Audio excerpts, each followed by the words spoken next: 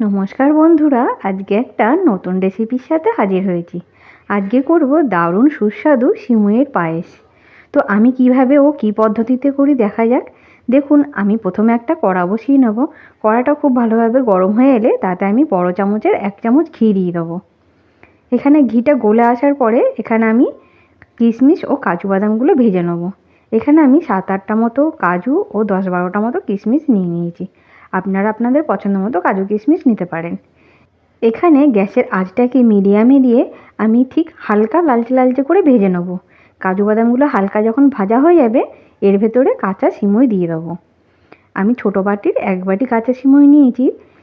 এই সময়টায় গ্যাসের আঁচটাকে মিডিয়ামে দিয়ে আমি ঠিক লাল লাল করে ভেজে নেব। যতক্ষণ না লালচে লালচে ভাব হয়ে আসছে ততক্ষণ আমি কন্টিনিউ নেড়ে যাব। এখানে না নাড়লে তলা থেকে পুড়ে যেতে পারে। সিমুইটা একটু ভাজা হওয়ার পরে ছোটো এলাচ আমি 2টো ফাটিয়ে দিয়ে দেবো, আর একটা তেজপাতাকে চিড়ে এই সময় দিয়ে দেবো। আমি ঘিয়ের ওপরে দিইনি, এই সময়টাই দিলে আলাদা একটাই সেন্ট বেরোয়। এবার খুব ভালো করে নাড়াচাড়া করে লাল লাল করে ভেজে নেবো।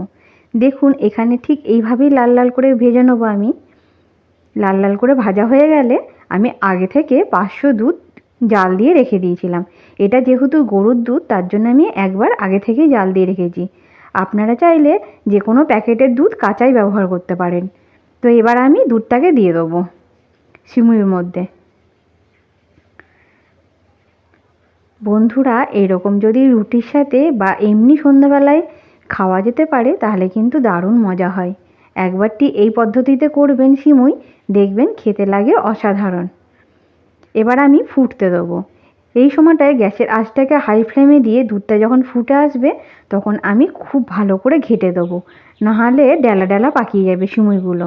আমি ঠিক এইভাবেই নেড়ে নেবো। যখন দেখবো সিমুইগুলো ছেড়ে এসছে তখন আমি আঁচটাকে মিডিয়ামে দিয়ে প্রায় 5 মিনিট মতো ফুটিয়ে নেব। দেখুন বন্ধুরা, ঠিক এইভাবেই ফোটাবেন। যখন 5 মিনিট ঠিক এরকম মিডিয়াম আঁচে দিয়ে ফুটিয়ে নিয়ে আবার লাস্টের দিকে হাই ফ্লেমে দিয়ে আমি 2 মিনিট মতো ফুটিয়ে নেব। 2 মিনিট মতো ফোটানোর পরে আমি এখানে পরিমাণ মতো চিনি দিয়ে দেবো। আমি এখানে বড় চামচের 4 চামচ মতো চিনি দিয়েছি। এই চামচটা যেহেতু একটু বড় তার জন্য আমি চামচ হিসাব করলে আমি বড় চামচের 4 চামচ চিনি এখানে ব্যবহার করেছি। আপনারা যে যেরকম মিষ্টি পছন্দ করেন সেরকম মিষ্টি কিন্তু দিতে পারেন। দিয়ে আমি খুব ভালো করে চিনিটার সাথে সিমুইটাকে নেড়ে নেব। এবার আমি এখানে 5 মিনিট মতো খুব ভালোভাবে ফুটতে দেবো।